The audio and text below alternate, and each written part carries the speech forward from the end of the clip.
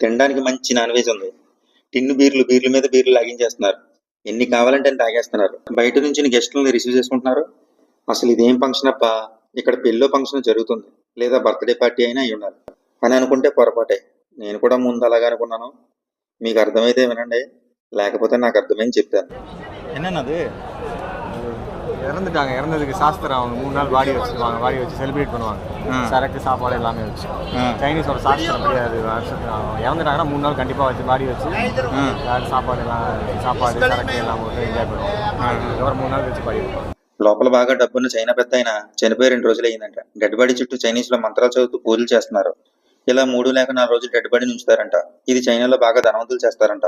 Dead బాడీని ముందుంచి కావాల్సిన వాళ్ళందరినీ పిలిచి ఇలా మందు విందు గ్రాండ్ గా చేస్తారంట. వెనకాల లైటింగ్ రెస్ట్ ఇన్ పీస్ అని పెళ్లికి పెట్టినట్టు పెట్టారు. ఇది చైనా వాళ్ళ హిందూ సాంప్రదాయం అంట. ఎలా ఎంజాయ్ చేస్తారబ్బా ఇలా శవాన్ని ముందుంచుకొని.